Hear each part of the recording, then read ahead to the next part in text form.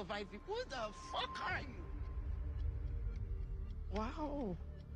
It is not wow. Do your findings. Je m'appelle Ivy Baker. You're now listening to a Bobby Johnson beat.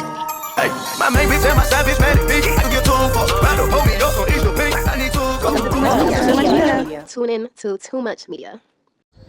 Hey guys, welcome back to my channel. If you're new here, this is a creative mastery channel where we talk all things creativity and just try to, advance ourselves and use self-mastery as a tool to push ourselves forward, not only in our creative projects and aspirations, but in our life as a whole. And if you're returning, thank you. I really appreciate you all. And let's get into today's video. So today I'm going to talk about information and how creativity and your craft as a whole should be thought of when you are intaking information. Now, when we speak about information for the common people, let's call them the muggles. We think of information as a tool for power a lot of times. Like, people use information in order to inflict their power on people, as well as information as a tool to, increase status, and also as an intellectual, debate use. Like, as far as you use the information in order to be able to intellectually be able to stand against other people who are going to try to use logic against you. That's another reason information is most commonly thought of amongst the muggles. And I wanted to discuss today how it should be thought of for us as creatives when we're thinking about why we need information and how to utilize information in order to increase the potency of our craft. At the end of the day, when you're doing something that is more on the creative aspect, we oftentimes don't really need information because practicing the craft itself will breed information naturally. Like, you'll naturally just learn that kind of as you go. And that's what every craft. Think of even sports. The longer you play sports, even though you learn things from coaches, you learn things from watching film, you learn things from, past athletes who pass on information. But at the end of the day, the way that an athlete learns best is in the game. Is when something happens to them in a game that changes their perspective forever, right? If you don't play games and all you ever do is practice and talk to coach and watch films, you're never going to be the best. You're never going to be good. You have to actually play. That's where you get most of your information, right? And that goes for other things as well. Think of musicians. It's playing the piano that's actually going to get you the information. You can read as many musical notes as you want. You can watch as many videos of others teaching you piano skills as you want. But at the end of the day, actually playing the piano is the only way you'll get the information seeped into your brain, right? So as a creative, we technically don't really need to sit down and inform ourselves through reading or listening or, being taught. The best way we learn and actually get information about our crafts is by actually just practicing the craft. There's no other thing that's going to get us what we need to know. So sometimes we neglect the idea and the need for information. Think of creatives who don't go to school, for example. It's they tell themselves I don't need school. What is school going to teach me that is going to get me advanced in my career that has nothing to do with like literature and math and science and whatever possibly, right? It's actually doing the craft and looking for other people who are in the similar field as me that is actually going to move me forward. Now, this is a dangerous way to think about information and finding out things that have nothing to do with your craft. As a creative, oftentimes the biggest power you're going to have over your peers who are also in the same craft as you is knowing about things that have nothing to do with your craft. If you can take information, utilize it, and reform it to fit into a random field that has nothing to do with what that information is passing on to the public, you will be much more advanced, and your creative outputs will be more potent than the average creative. The reason is the other muggles will be able to relate to what you've made because you fit in stuff that they enjoy into your craft, where now you can bond people. You can find connections that exist in life that people didn't even realize connect. At the end of the day, the biggest thing that you need to take in as knowledge as a creative is the fact that everything in life is basically the same thing repeated. You know, like life is very cyclical. Life is very, parallel. The things that other people are doing that you think you're so different from is probably all the reasons you guys are actually the same. You know, things that seem the most different, that are on opposite ends of the spectrum, sometimes have way more in common than we think. So if you are thinking of information as just something that is, if it's outside of your craft, kind of useless and not important, that's something you need to switch out of your brain immediately. The most important way you should be thinking about information as a creative is that you are constantly in search for more. Now, how do you make sure that in your search for more information, you're not wasting your time and blindly just adding information that you're never going to be able to utilize? That's an important question. If that is something you're thinking of, it's a very fair thought. What you need to remember is to utilize your craft to decide what new information you're going to seek out. So the information should constantly be sought out for, but it's the fact that you use your craft to decide which way you're going to go towards finding out more information. So let's go back to an athletic pursuit, right? You're playing sports and you're figuring out, what is it in my game? I'm going to use basketball. What is it in my game that I'm lacking that I need to improve on as far as the craft, right? Okay, maybe in your head, you're telling yourself, defense, I'm not really that good. My defensive side is not as good as my offensive side. I need to work on defense. So if we're talking about the craft itself, the things that you have to do in basketball in order to increase your defensive ability is maybe work on your speed, work on your, defensive stance, work on your hand movements, and work on rebounding, right? Those are the things you have to think of. So what you would want to do in a moment like that in order to increase your defensive knowledge outside of practicing the craft and in a way of seeking out information is maybe study war strategy on defensive war strategy, and that will bring you into the mental state of what it takes to be a great defender. So war has nothing to do with basketball, seemingly.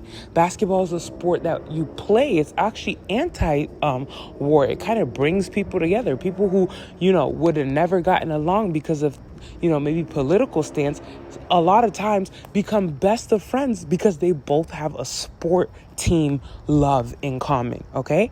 So it's like, how would war and basketball go into and together? How is me sitting around learning about war gonna make me better at defense?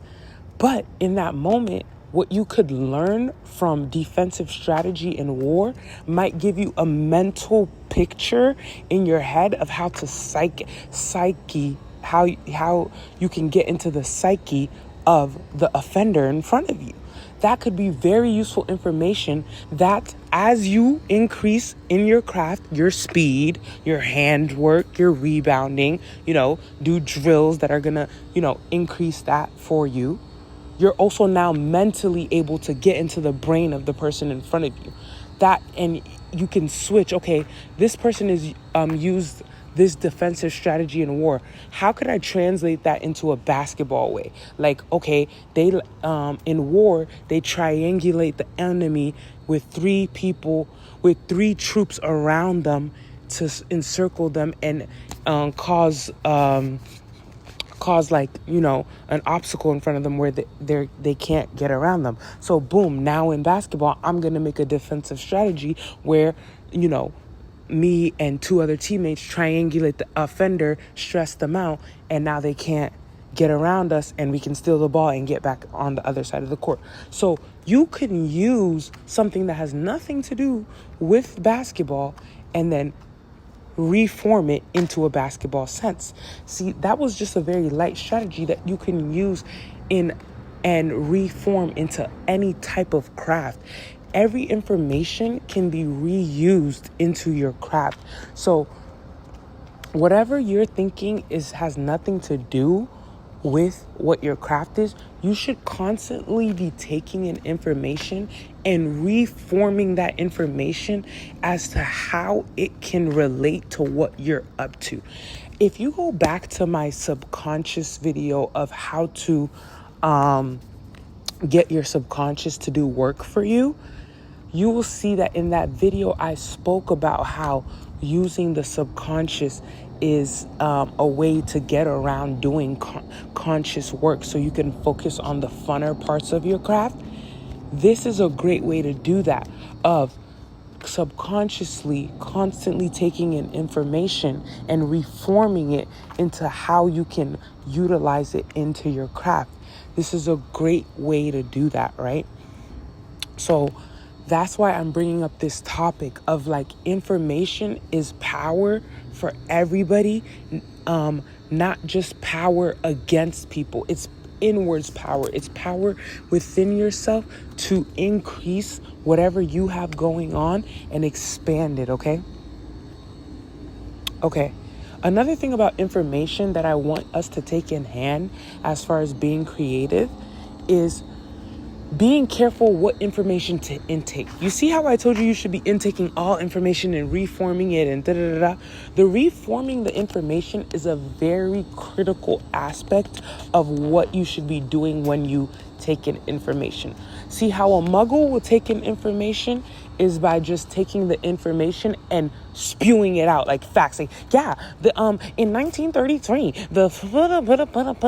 they'll just be spewing facts at you constantly. And it's the act of knowing that is their whole base of knowledge, right? It's just like, I do know it because I can repeat the information word per word to you. As a creative, that is not what the information should be utilized as. It should be intaken and reformed so that sometimes you don't even remember the information word per word, but you get enough of a gist of it to reform it in your brain where you remember it only for what parts are useful. So do you see how I started off that mimicking of a muggle of saying like in 1930, like for you, the year might not be important, but what happened is important. So you forget the year completely. But for you, it might be the fact that it's the year. 1930s is a very important year to me. I utilize information that happened in the decade of the 1930s a lot in my craft because I find it important to me in this way or in that way. You should be taking only what you think is the part that you should take, right? Or like for the basketball analogy, for example, you're not studying war as a whole right then. Right then, you've noticed that the hole in your game is defense. So you're taking defensive war strategy information only right now because your offense is clean. You're not really worried about that right now. You're trying to increase this aspect of your game. So when you're studying war, you take away the defensive strategies of war. You're not really focused because the problem with information is it's never ending. It's always expanding. It's always changing. It's always increasing. So if you are to constantly think that you can intake all information at all times, it's like you don't have enough hours in the day to do all that. You need to be very specific with what information you want to take in and why you want to take it in. You need to know what you're looking for before you even start looking for the information, before you even start reading through, before you even start listening through, however it is you're getting your information, before you even begin. You need to know exactly what you're looking for. So when you find it, you take it, you utilize it, and you leave the rest. There's a lot of junk within information. You need to be able to filter through what is for you and what isn't for you. That's a very important part about intaking information as a creative, okay?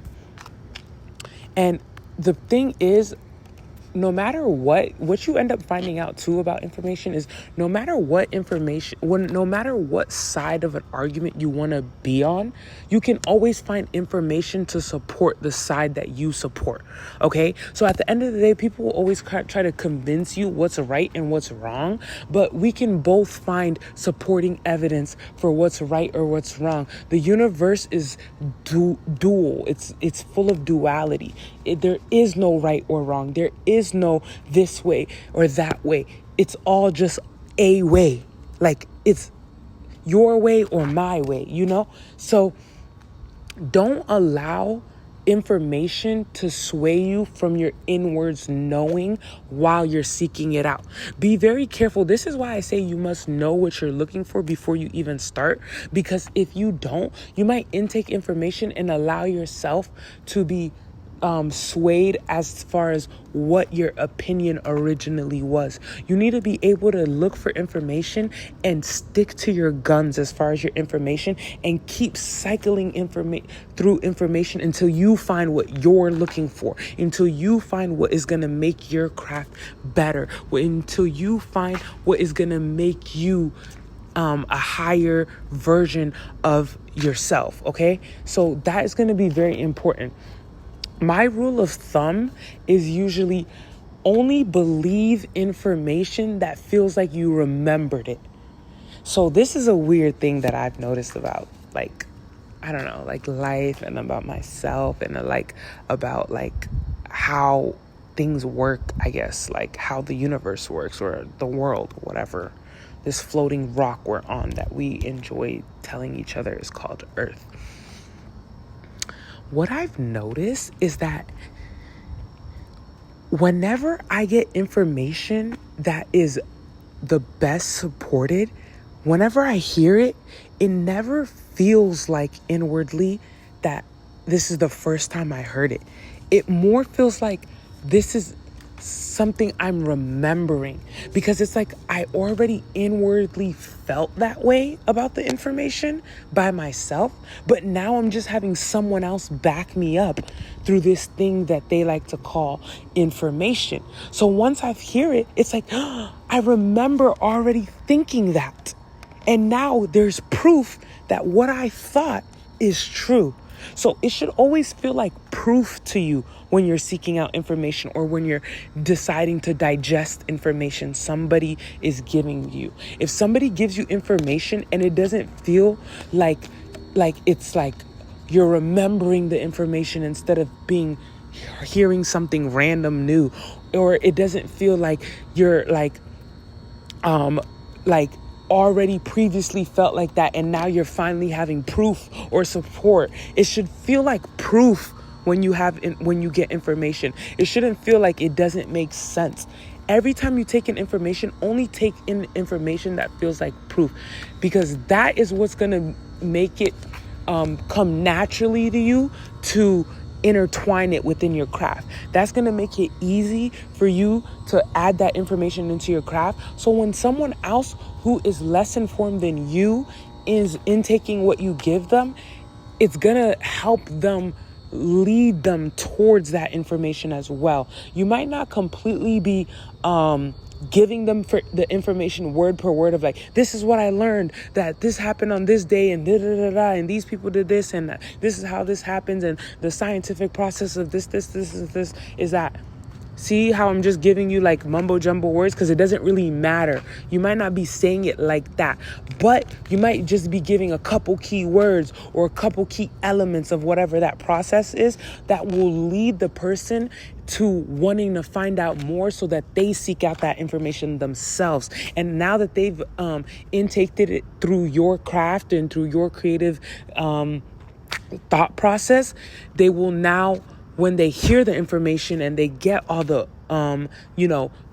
broken down version of it, they'll get that same feeling you felt when you got the information of remembering. It feels more like they remember the information than it feels like that this is brand new information. You see, like, you want to pass on this feeling to people in creativity. Creativity is largely more feeling than actual doing or being.